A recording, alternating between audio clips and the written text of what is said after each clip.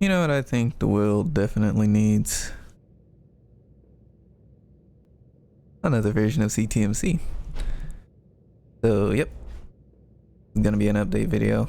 We're gonna talk about the changelog first, and then I'm going to show you the basics of how to set up the various configurations. Just the basics, not the complete settings. One very important thing is that this E2 is pretty new, or using some things that are pretty new, notably events. So if you play on a server that has an older version of WireMod, this won't work. Alright, the changelog. I should probably tell you what changed. So the first thing, well, yeah, it counts. I've added instructions to the E2, so right at the top, not at the very top, but over here there's just a wall of text to help you set up the E2.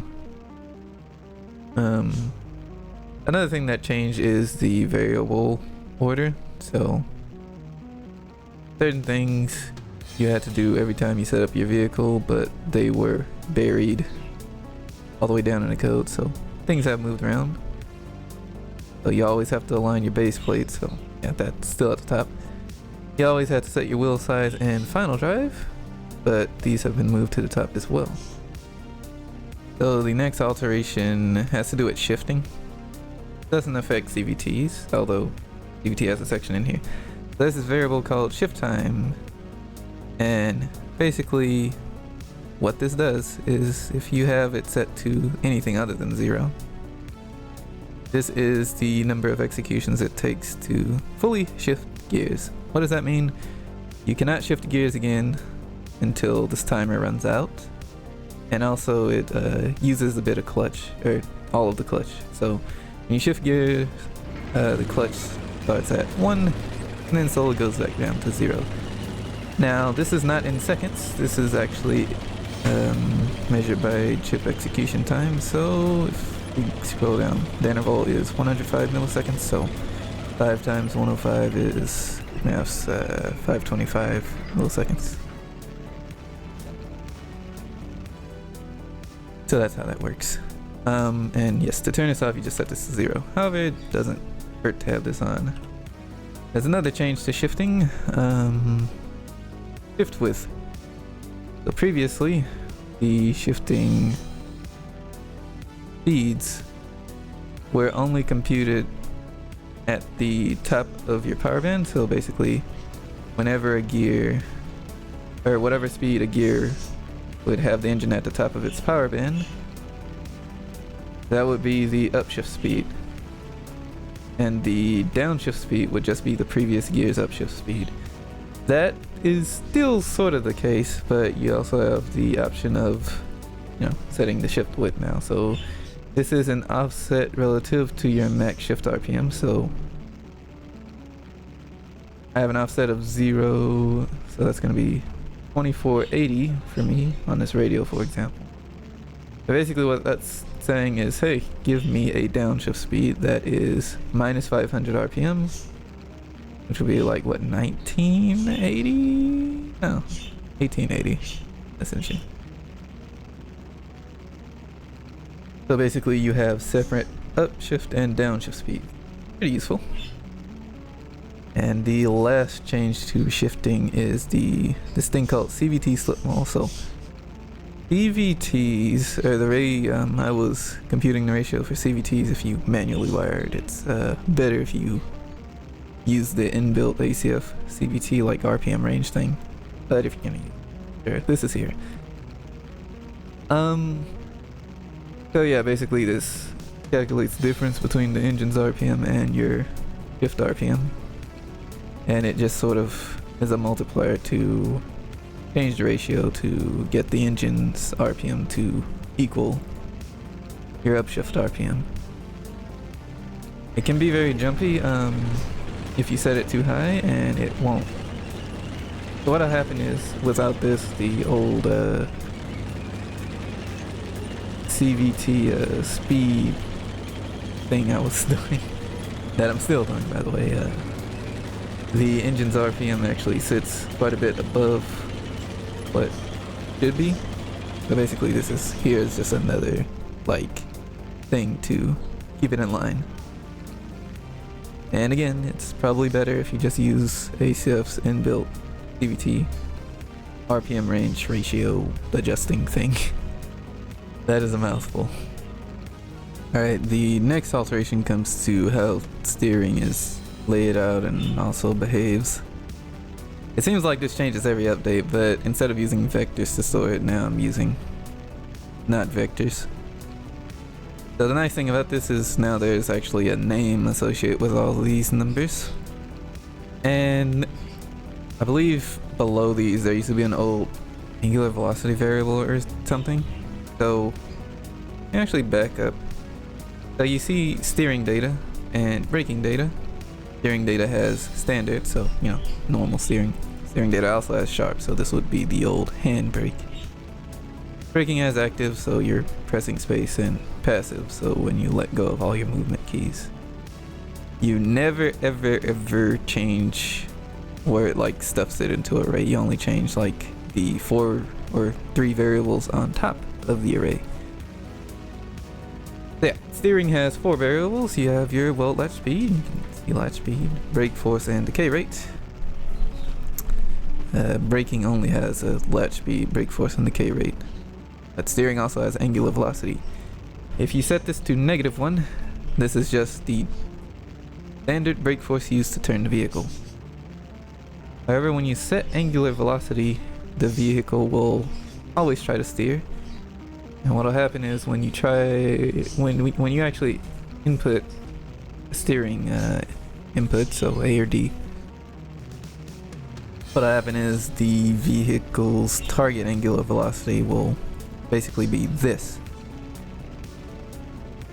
The way the brake force behaves when this is actually set is now instead of being a raw brake force, this is a brake force per angular velocity difference. So it's almost like a fly-by-wire, but steer-by-wire. Again, this is the stuff I stole from Medical or Meta. So with this being like how it is, counter steering is gone. If you want counter steering, you basically have to use this. There's no more counter steering variable. And there's a clutched angval variable. What this is because the vehicle's always steering, you don't want to be driving in a straight line and have the vehicle like basically steering left and right using brake force and full clutch all the time. So basically this is an angular velocity band where only the clutches will be used. Set this too low, you will have issues driving in a straight line because the tank is going to be braking a lot. So I think 5 is fine for this vehicle. You can probably even set this higher. And finally, the new addition is the turn rate. So it sort of existed before, but basically it's a vector with 2 slots. The first number is how long it takes to reach your full steering potential. The second one is how many executions, I should say, it takes to go back down to 0. And if you set this to 1-1, everything will be like instant. So full steer, full straight, basically. If that makes any sense. Okay, so we actually entered the vehicle to talk about the other changes. So these might be the most troublesome. But now to throttle the vehicle, previously with neutral steering setups and all setups basically below the safe speed, you could just press A or D to throttle the vehicle and it'll, steer and also apply engine throttle. Now you have to be pressing WS to throttle the tank. So I'm trying to turn right now. You can see the brake force is doing something. But I actually have to throttle up the tank to turn.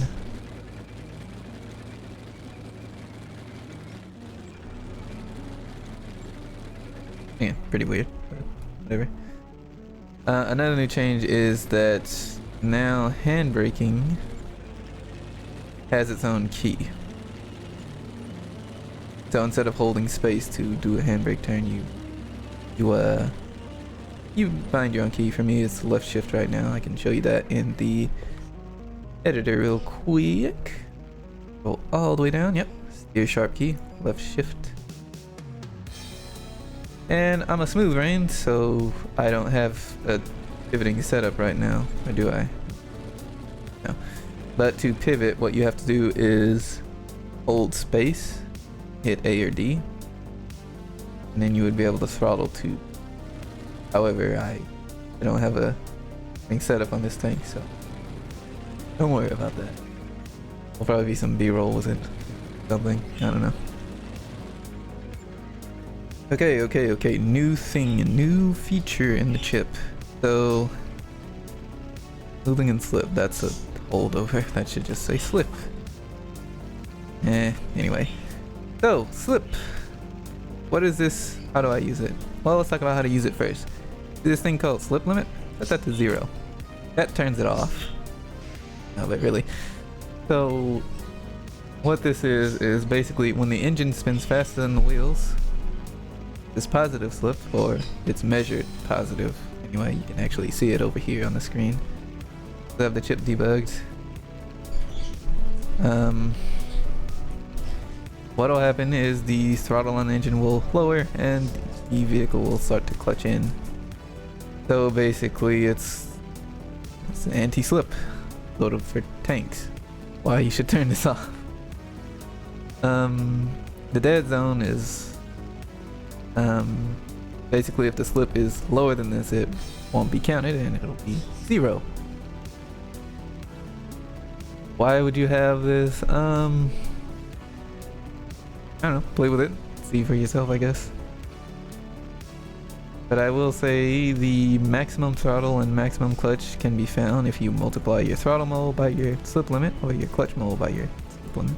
So I'll just go from 0 to 1, so maximum for me is going to be 0.5 or 50% power, thereabouts, or 50 throttle times 10. Flip turn mode. What is this doing? So tank steer with brake clutch, and when you steer, only one of your tracks is receiving power, and the RPM on your engine isn't indicative of speed of the vehicle, but basically we're calculating speed from the engine for the purposes of slip. Speed from the engine and speed from the speed of the tank. Slip. So when you turn your vehicle, you'll basically see slip show up. To fix this, basically you subtract how fast you're turning, or the angular velocity of the vehicle, times your slip turn mole. This is a trial and error thing. Basically what you want is when you steer, you want slip to read 0. So if it reads negative, decrease this. If it reads positive, increase it. A trial and error thing. On this vehicle, 0.2 seems to work just fine. The absolute best way to make use of this feature is to turn it off. However, I'm going to leave it on. I forgot to mention, I kind of passed it up completely. In my notes anyway, I know it sits all the way down here. There have been changes to the governor. The governor works exactly the same. Target is relative to the upper end of your power band. And there is a multiplier. To turn the governor off, you just set the multiplier to 0. So there was like some other stuff here, like activate, freaking on. It's 2 variables now. So that's great. Just a couple things, very small things actually, to mention on Changelog. For some reason I thought it was a good idea to have there be a separate speed readout and a separate speed used for telemetry or gathering data. The only thing that has to deal with speed internally in the chip, for mechanisms and whatnot, decay rate, whatever that uses speed, will use the speed telemetry speed mole. So right now I have it set to miles per hour, 1/17.6. Speed mole, the only thing this affects is the speed readout, which replaces the old AV speed variable. This can go negative or reverse. Yep, you can see speed readout. I'm not sure if this is a good idea because you can get you're probably just going to set these to be the same things. But if you wanted to quickly see what your tank does in kilometers per hour, I think that's going to be 1/10 point something without having to change all your settings, and might be convenient. Or maybe you just don't care. The other thing that I'm not sure how many people are going to miss, but previously you could hold the throttle button to change the throttle. Now it's a toggle because I was lazy in using the new events, and the events are toggle, the key pressed events. Okay, that should be it for the changelog. Now we can go into setting up all the variants of the vehicle.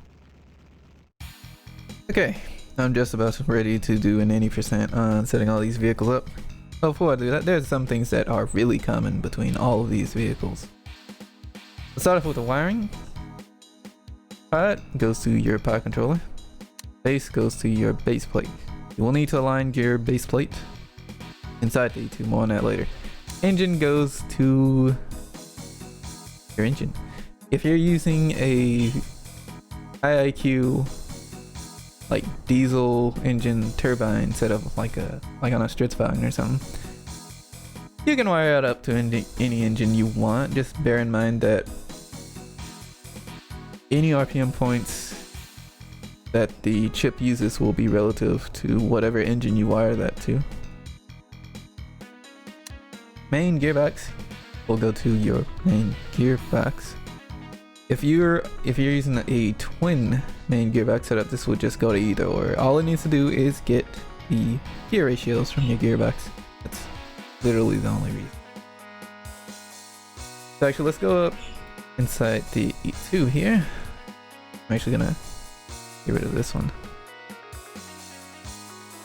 The very first thing you want to do is make sure your base plate is aligned, because all of my E2s are sensitive and gather data from... Okay, now I'm starting to sound like Google or like Facebook or something. But they gather data from your base plate. Actually need to have my base plate wired to show this off. Yeah, when you set show hollow to 1, it'll spawn a alignment hologram in the very middle of your base plate. If you don't know where the very middle of your base plate is, get out precision alignment, have point coordinate center, left click on your base plate, and follow point 1. Set this transparent so we can see better. So the X should point forwards with respect to your vehicle, the Y should point left, and the Z should point up. That's how you know your base plate's aligned. So this is called alignment helper. It's also on the basement somewhere. And what you can do with this is, generally speaking, it's not too useful for this, but you just look at your base plate, hit T, it'll spit out an alignment angle. The alignment is relative to this E2, so you line the E2 up with my vehicle. If I wanted my vehicle to face this way, it would totally work. There we go, there's the alignment angle. Go back to the chip. So the other thing that is really important is to set your wheel size. This is your wheel's diameter. If you use make spherical, this would be what you have, rather I should say 2 times what you input for your set radius. If you right clicked, if you left clicked, you have to get your wheel's radius. Usually make spherical is pretty good about that, but some wheels are a little bit sus. So I have another E2. Probably just gonna copy paste code. It's literally this simple. Oh, I shouldn't have to make a paste bin for this. These are your road wheels, by the way. So you can see 36. I'm pretty sure this E2 is diameter, so what you should be able to do is just go 36 into here. This is important because this determines your shift speeds, or is used in calculating your shift speeds. Speaking of shift speeds, final ratio. This is basically your final drives all multiplied together. However, because I recommend on any gearbox that doesn't connect to the wheels, you leave your final drive to 1. So this is usually always just going to be the final drive on the last gearbox. So for me, 0.33. Okay, that's everything that is common and you will need to do on every setup, apart from actually wiring the chip and all. So let's go ahead and get started with the 80% in just a moment. Okay, this dupe file is single main gearbox, single 6-speed. Let's get started. I'm gonna go ahead with the E2 first. Mount the pot to the pot controller, base to the base plate, engine to the engine. Main gearbox is actually going to go here. Now I'm using a differential. You could use a transactional 6-speed. Don't worry about it. Active on the engine to, I'm actually going to use engine active. You can leave this wire to active on the pod controller. Throttle this, throttle. Okay, gear. We have a single main gearbox, but there are 2 gear outputs. Which one do I use? Any one of those, it doesn't matter. I'm actually going to wire clutch on this to main clutch, however you can completely unwire it. We're only going to be really using the clutches and brakes on the differential though. So left clutch, right clutch, left brake, right brake, you know.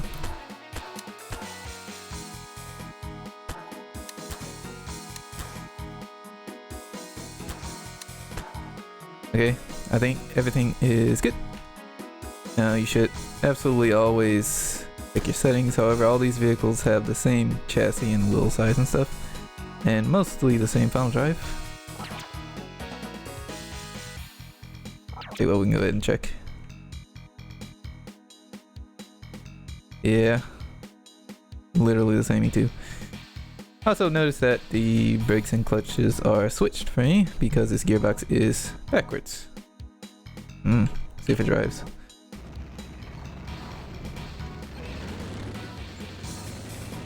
Yeah, we have 4 forward gears. And I'm pretty sure it's like gear restricted. So 36 is max. You have 2 reverse gears. And there we go. No pivoting. So this setup works. Very nice. Okay, this setup is a twin main gearbox. This goofy setup here. This is actually quite common to see in tanks, except those will be transfer cases. Whatever, you'll see that later. Start by wiring the chip. That's the chair. Okay. We have 2 main gearboxes. Which one does this go to? Either one will be just fine. Let's wire up the engine.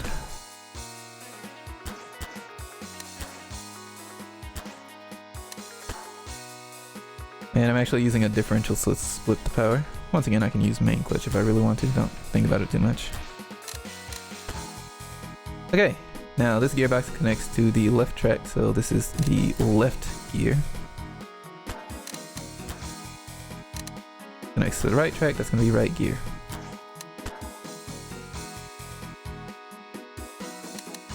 Don is having a personal issue.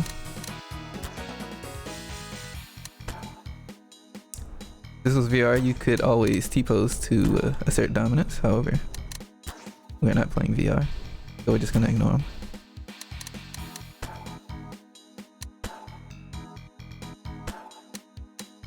Right brake. Now, one final note is that you see final drive on this gearbox is actually reversed. Because I'm pretty sure this gearbox is swapped the wrong way around. So if your final drives are the same way, what might end up happening is when you hit W to drive forwards, your vehicle might start to pivot in place. You know, just typical trial and error stuff.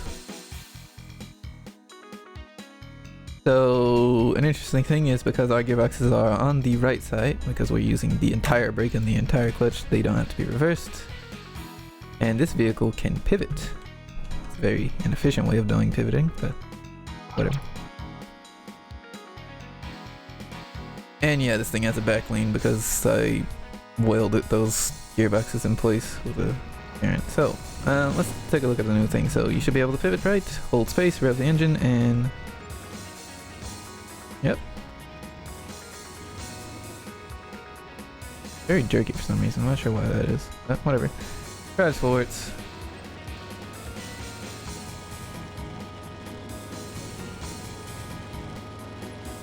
They don't have 4 forward gears. It reaches all of them. 2 reverse gears reaches all of them. This setup passes. Okay, this setup is a single main, single transfer case. Boy, we're talking about transfer cases.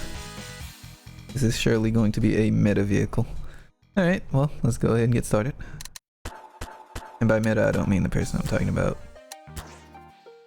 Don't worry about it. Main gearbox goes to the 6-speed. Go ahead and wire up the engine. I always forget. Engine active. Throttle. Okay, gear. Left gear, right gear. Really doesn't matter. Gonna go ahead and wire up the clutch on this too. There. Optional. Alright. Transfer case. Gear on this goes to the unfortunately named any one of these, so left trans gear. And the clutches.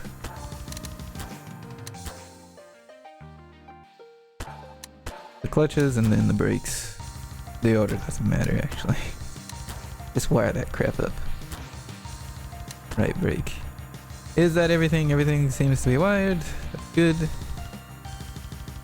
Let's go ahead and confirm in the E2. Everything should be fine. Debug this bad boy. So the interesting thing is I have no reverse gears because the transfer case is acting as my reverse. It's literally duplicating all the gears. This thing is only able to hit gear 5. It doesn't have enough engine power, despite having like 50 horsepower per ton. So we'll get gear 5 and then throw it in reverse and experience what it's like to be French.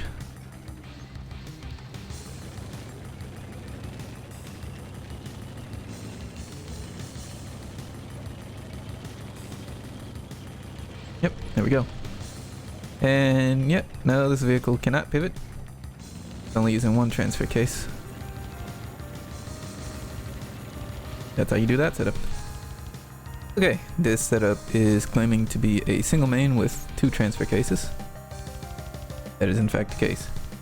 This is, I think it's a really popular setup. Nice and compact. And you get pivoting and duplicated reverse gears. Okay, go ahead and wire up the pod controller, base plate, engine, main gearbox.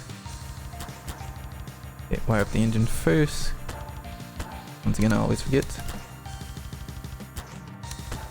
Okay, so here goes to whatever you want, left to right. I'm gonna wire up the clutch on this to the main clutch. Again, optional. Now, this transfer case is connected to the right side, so we're going to wire up gear on this to right trans gear. Gear on this one to left trans gear. There's a neat little trick. If you hold shift, you can actually multi-wire things. Because I want to make sure the clutch actually activates, and I don't really care about testing what side is left and what side is right on that gearbox. I'm going to wire up both of those to left clutch. You do that by holding shift.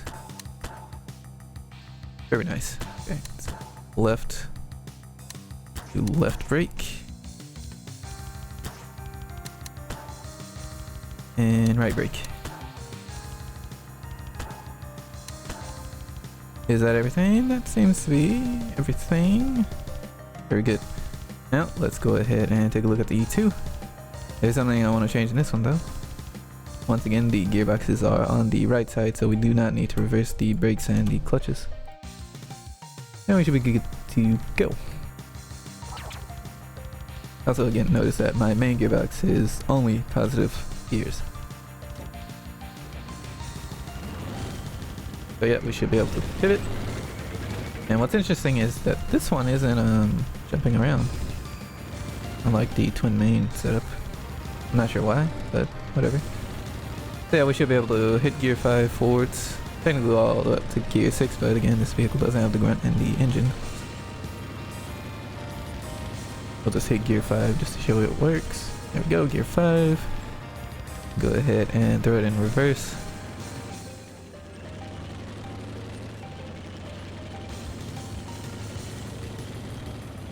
And yeah, we can go just as fast as in reverse as we can in forwards. So there is that setup. Okay, this setup gets the name single main differential. Differential? Differential. Okay, let's go ahead and wire up the chip first.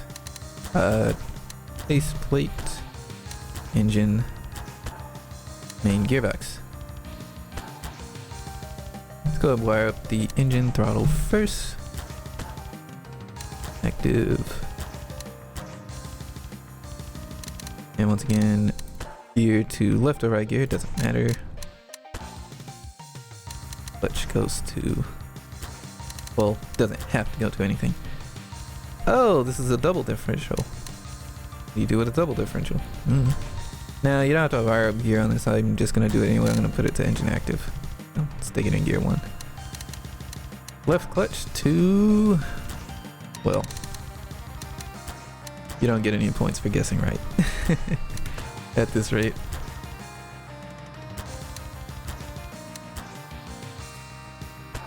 And we're done with wiring, except we are not, because this big gearbox is special. It's a double differential, it has the steer rate variable.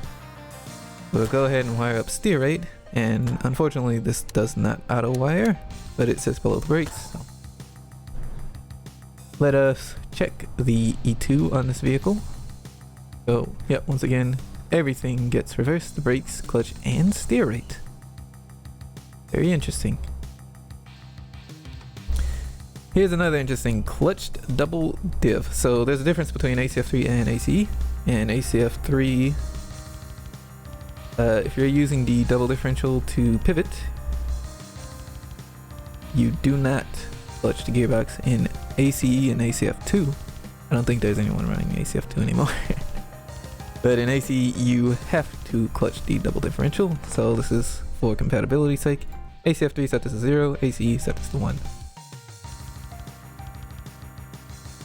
Alright, we should be ready to go. Let's go ahead and debug this.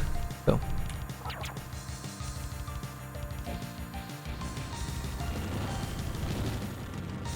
Oh boy, that's rather suspicious. There's a cut here. Don't worry, nothing changed. It was just business. Anyway, yeah, you can pivot with this. The double differential lets you pivot place. Unfortunately, that is not a transfer case. So we only get 4 forward gears with this setup. And 2 reverse gears. But the double differential is cool because it lets you pivot. So that is that setup. This bad boy right here is the single main, single transfer differential. I don't think anyone is gonna try to fit this inside of a tank. Although you can make it smaller, these things have quite a high torque rating. Let's just get started.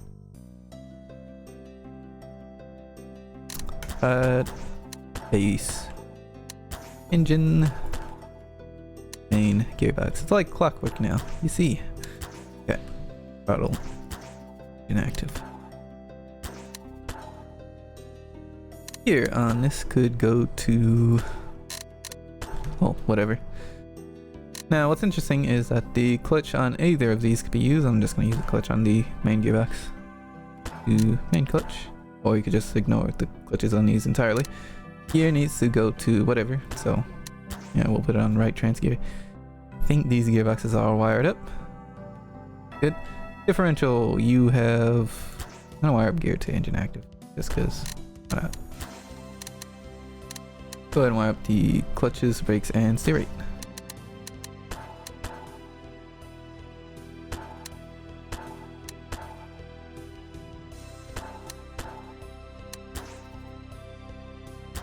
I wish E2 variables could have spaces in their names, then I could get some of this stuff to auto wire. Would be useful, but anyway. Go ahead and check the E2 here. Everything seems fine. We're using a flip around double differential, so all of this stuff needs to be reversed. That is good. Because we're using a transfer case, we get duplicated gears, so all these are positive. And we're using a double differential, so we only need 1 transfer case to get data gears. I just want to make sure I updated the chip again. Yeah, okay, good. Yeah, we should be able to pivot. And yes, we can pivot. We can go forwards up to gear 5.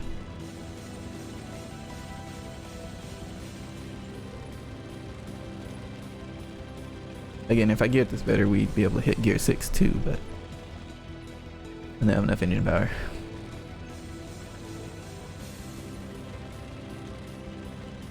And we can go really, really fast in reversed. Reversed? Yes.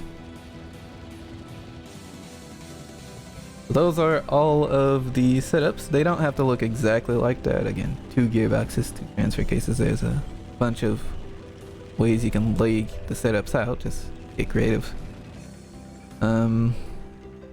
One setup that doesn't work, I can show you. And I was about to do it because I'm smooth brain. Let's see. I was like, okay, let's do a single main double transfer case. Only problem is this makes no sense because you cannot pivot with this. You're using a transfer case, so all the gears have to be positive. And you have 2 main gearboxes where you can really only use one. You cannot pivot with this. So this setup you cannot do. Single transfer case, double main.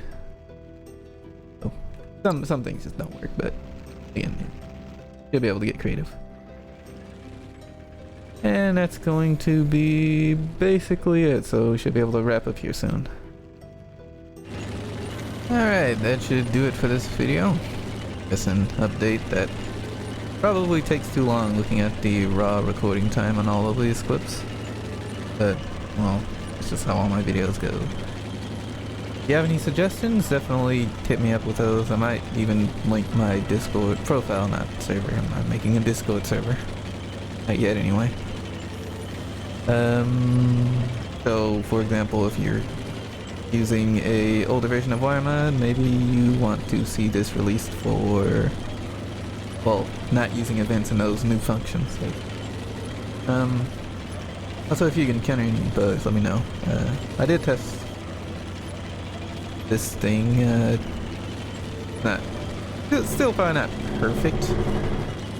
That's an 18-wheeler driving down the interstate. I think it's compression release brake. Very nice. But yeah, definitely, if you find any like odd behavior, let me know and I'll fix it. Also, if you're looking for a quick fix, the initial release video, so 1.2.9 and 1.3.0, I believe there's a few comments in there of people having issues, and usually I want to say they have replies from me.